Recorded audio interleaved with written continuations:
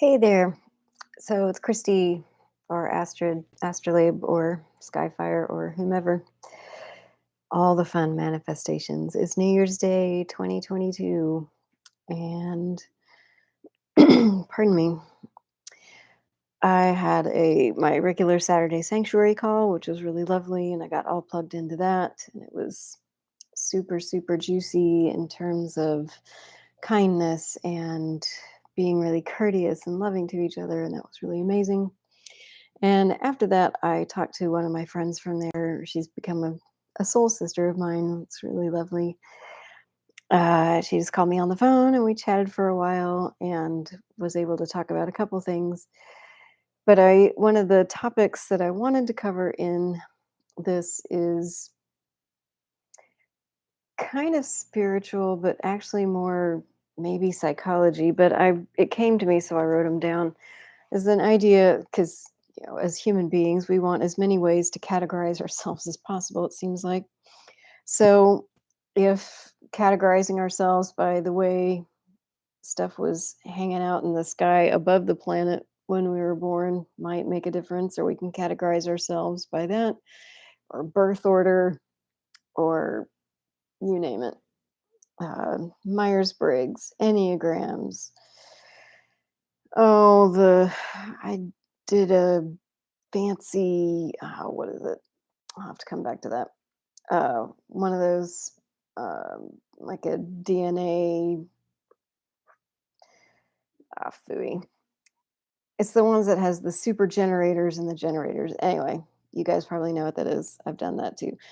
But I was thinking perhaps a way we could help relate to each other is if we're thinking about the things that we have in common are, well, one thing we have in common as a human being is that our inner child, we seem to have a key woundedness of some kind or another. And they definitely vary depending on what has happened. But I was thinking, I came up with four that are sort of a woundedness type. So for me, like I feel like my key woundedness is trust, and that somewhere like the universe betrayed me by not being trustworthy. And so therefore I can't trust anything in the universe.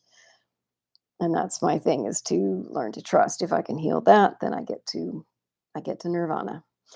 For others, maybe it's love and indifference, um, the ability to speak or being constantly silenced, and then also safety and exposure. I don't know. In some ways, they almost all seem to come down to trust. But anyway, if anybody has feedback on that, or if that strikes a chord, great. I was uh, thinking we, as a species, really like to categorize ourselves, but I thought I haven't really.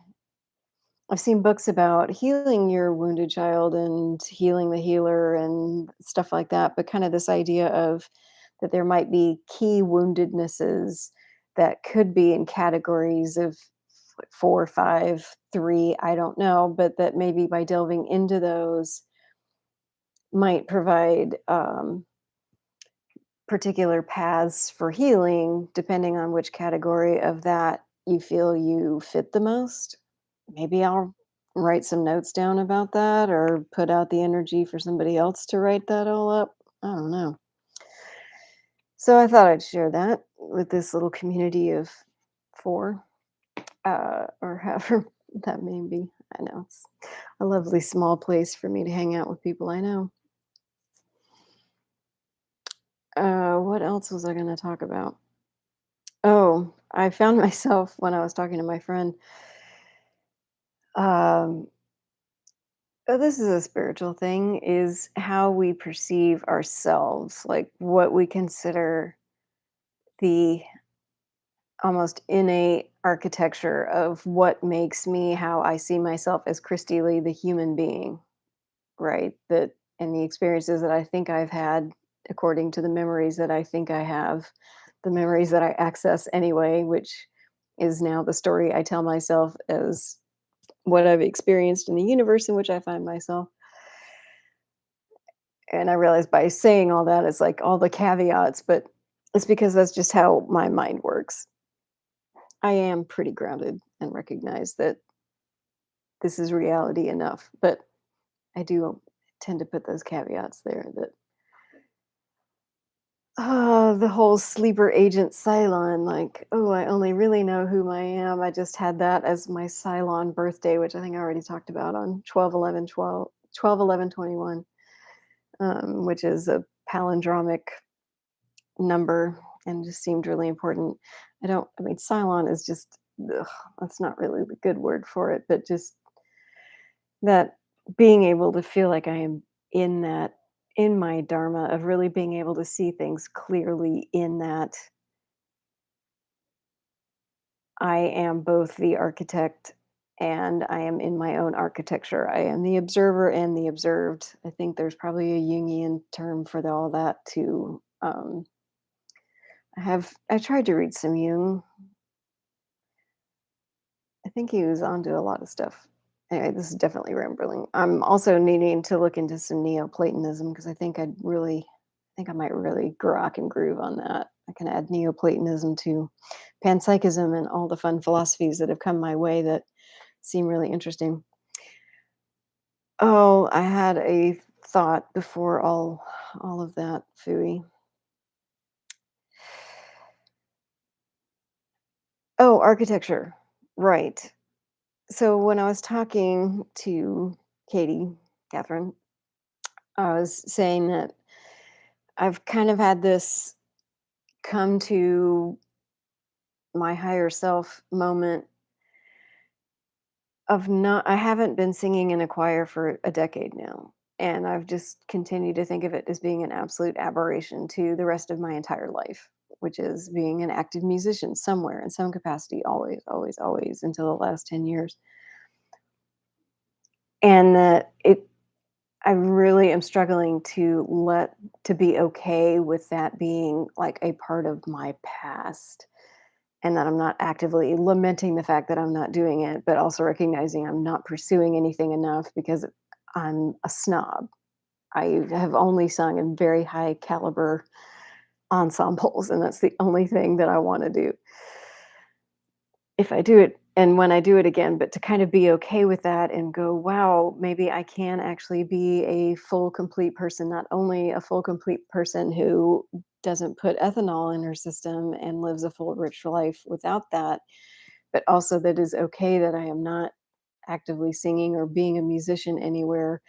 And if so, who am I anymore? Because I mean, it's not that I'm no longer a musician. I'm always a musician, just like I'm always going to be a knitter and I'm always going to be a letter writer and always be a creative person and a keyboardist. Even if I haven't been around a keyboard for 10 years, all it takes is being around one and then I'm a keyboardist. So, but the phrase I used with her that just kind of struck me is that both being the architecture and the architect is that I feel like I'm living in myself, but that some part of that has just been completely knocked out by some kind of metaphysical or whatever psychological cannonball that I'm still standing even if I have not actively had that facet of who I am shine for a good 10 years now.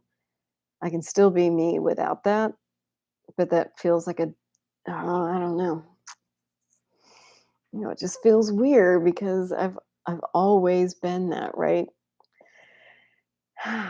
But when you're living in the real be here now all the time, in theory, it should mean that I won't have to feel squirrely when I realize I'm in a skin that is ever changing, literally and figuratively. Figuratively for sure, because boy, I've been through a lot of pretty profound changes over 2021, 2020, and 2021, especially. And, uh, but also literally, right? We're constantly shedding our skin cells and making new cells. And yeah, so there's that. Oh, I had one other thing that I totally didn't put in the list, but I'll edit the description. I've been listening to a bunch of Third Eye Drops podcast. I think his name is Philip Michael or Michael Philip. Sorry. And some psychedelic stuff. And I actually have I have some psilocybin now. I have 2 hero's journeys worth, so I may have some today, and if not, I'll probably have it around my birthday. Excited for that. But he was interviewing a guy who had done some ayahuasca, and the guy he was describing that there's consistency in imagery, which you don't really find in other psychedelics, except ayahuasca, and they tend to have like bird-headed creatures and this and that. And he said that to our image, that kind of sounds, if not South American, then Egyptian. But what he suggested is that there's a theory, and I don't know what it's based on, so I don't know if there's any actual science, but I could totally believe it for this culture that really practically didn't change for like 2,000 years, but that they were pretty into their psychedelics. I guess ayahuasca, I don't they didn't have any mushroom imagery, but if they were seeing all these bird-headed images all the time as a part of their rituals, of course would be what they're out there. So maybe there is something inherent in the chemical itself or in some part of the chemical that really communicates with that particular image for some reason. Who knows? And maybe that particular image, or there's something about the energy of that image that, since we don't actually see birdmen here, could be a DNA, I don't know, like attribute from a line of consciousness that arose in a different soup on some other part of the universe or in the universe's history, really. I mean, I guess it's all, since it's expanding, it's back in time. Mm, time weird.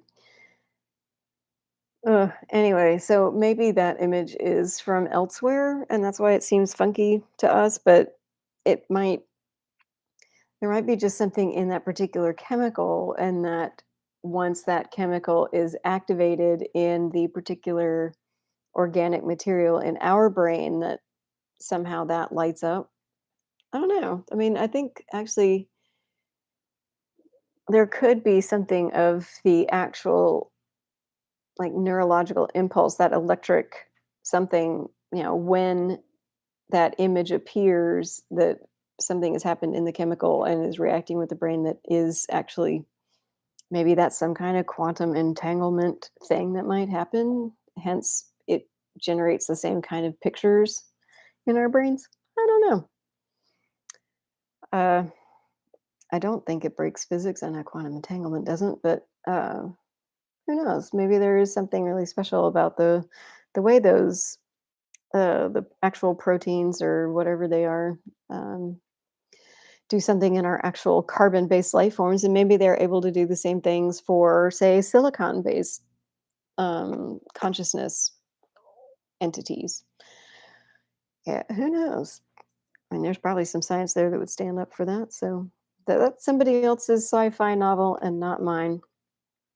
On a super personal level, not to do with spirituality at all, but I've self-published two of my stories finally, and I'm really happy with that. They're just self-published and self-edited, and they're not out there to make any money. I'm hoping that the community that will fall in love with my characters will find them. And that's just kind of what uh, that's been a goal. So I'm glad to have done that here before the end of 2021. And that's all I got. Satnam.